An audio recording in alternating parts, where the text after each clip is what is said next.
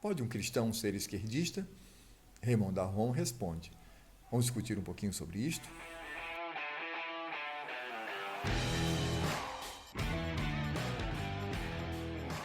Olá pessoal, antes de mais nada quero pedir desculpas por esse longo silêncio, mas eu explico.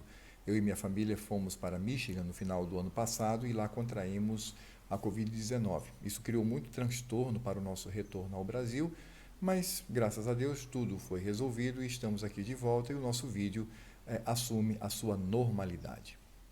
Bem, eu gostaria de discutir ainda sobre esse tema, se um cristão pode ser esquerdista, com base numa frase de Raymond Aron, um sociólogo francês. Ele diz o seguinte: o cristão nunca poderá ser um autêntico comunista do mesmo modo que um comunista não pode crer em Deus, porque a religião secular, animada por um ateísmo fundamental, declara que o destino do homem se cumpre inteiramente na terra. O cristão progressista esconde de si mesmo essa incompatibilidade. Eu quero discutir aqui 4 aspectos nesta frase que são relevantes para a nossa reflexão. O primeiro aspecto é que existe sim uma total incompatibilidade entre o pensamento de esquerda e o cristianismo. Por quê? Porque isso parte dos seus fundamentos. O pensamento cristão diz que o homem ele é pecador, independente de qualquer coisa. E essa maldade no coração do homem, esse egoísmo, esse pecado, não está atrelado pela existência de qualquer coisa externa a ele. Não, está no seu interior. Ele é mau por natureza, ele é concebido em pecado. Enquanto que o esquerdismo diz que o homem não, ele nasce bom, ele é muito bom. E o que torna o mal são questões externas. E a principal causa é a propriedade privada. Então veja que aí já encontramos a total incompatibilidade, porque se o cristianismo ele é completamente construído nessa antropologia que diz que o homem é pecador, o esquerdismo ele se constrói numa antropologia que diz exatamente o oposto, que o homem é bom, o que o torna mal é a propriedade privada. Por isso eles dizem, destrua a propriedade privada e você terá esse homem bom de volta. O segundo aspecto que essa frase nos revela é que ninguém pode professar duas religiões que são opostas entre si. Aí você deve pensar, religiões? Mas não é só o cristianismo que é religião, o esquerdismo não é um pensamento, não é uma visão intelectual, enfim, de mundo? Não. O esquerdismo também é uma religião. Toda a sua estrutura está, inclusive, no Evangelho. Isso porque toda a estrutura de pensamento do ser humano parte de uma concepção religiosa. Por isso que o esquerdismo é uma religião pagã, é uma religião ateia. Então, como é que eu posso professar uma religião que crê em Deus, que Ele é soberano, que Ele é criador de todas as coisas, e ao mesmo tempo professar uma outra religião pagã, ateia, que diz exatamente o contrário? E o terceiro aspecto decorre do segundo. Então, se de fato o esquerdismo é uma religião secular. E ela é regida por 2 aspectos: o ateísmo e a imanência total. É o que essa frase nos diz. Portanto, as bases do pensamento de esquerda são ateias. E, ao mesmo tempo, elas apontam para uma utopia, ou seja, retira da transcendência, onde Deus vive regendo todo o universo e conduzindo o seu povo para um final feliz, uma eternidade feliz na sua presença. O esquerdismo retira, arranca isso da transcendência e traz para a imanência, traz para dentro da história, dizendo que nessa história, nesse mundo, nós teremos um futuro feliz. E esse futuro feliz, obviamente, é construído pelo próprio homem.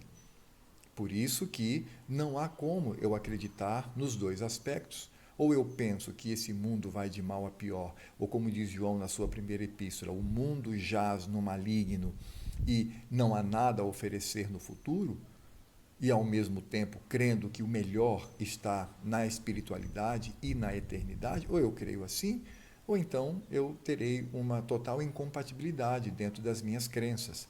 Por isso, eu preciso encarar o esquerdismo, sim, como uma religião secular, uma religião ateia, uma religião da imanência. E por isso, em último lugar, a frase nos mostra que, por conta desses 3 aspectos aqui trazidos, Esse cristão que se diz esquerdista, ele esconde de si mesmo essa incompatibilidade. Ele tem que esconder, ele tem que negar, embora ela exista. Só que há um detalhe: quando um cristão se diz esquerdista, todo o seu cristianismo se perde, todo o seu cristianismo rui. É como aquele exemplo que eu já trouxe aqui para vocês em vídeos anteriores: uma jarra de leite com 3 litros de leite e uma barata morta boiando em cima. Ora, a quantidade da barata é muito menor que a quantidade de leite, mas a barata é capaz de pôr a perder todo esse leite. Então não é o leite que influencia, que purifica a barata, mas é a barata que emporcalha o conteúdo da jarra. Da mesma forma é o esquerdismo. Quando uma pessoa que se diz cristã, ela adota o esquerdismo, ela está simplesmente vivenciando a perda total da sua fé. Ela não há como ela conciliar as duas coisas. E embora esse suposto cristão diga assim: eu sou esquerdista porque o esquerdismo está do lado do bem, está do lado do pobre, do necessitado, entendam uma coisa: esta pauta, e hoje como nós chamamos de pautas progressistas, é apenas um meio, não é o fim.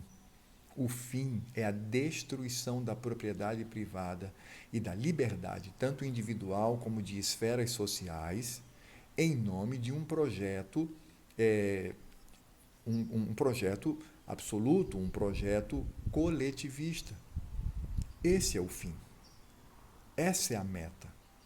Por isto, toda essa fala, todo esse discurso que se coloca ao lado do desvalido, do pobre, etc., isso é apenas um meio. O fim de tudo é a revolução. O fim de tudo é a destruição da sociedade da forma como ela está, para reconstruí-la com base numa reengenharia social. Você que é cristão, abra os seus olhos. E é por isso que nós precisamos rechaçar o pensamento de esquerda em todas as áreas da vida, seja no conhecimento, no saber, na política, como por exemplo na eleição, na visão que eu tenho das coisas que me rodeiam, dos meus valores, da minha moral, da minha ética. Tudo isto precisa estar impregnado dos valores do Evangelho. Porque se eu colocar uma porção, por menor que seja, do pensamento de esquerda e passo a defender o que eles defendem, a militância, a luta, a revolução, ponho a perder todo o conteúdo do Evangelho na minha vida.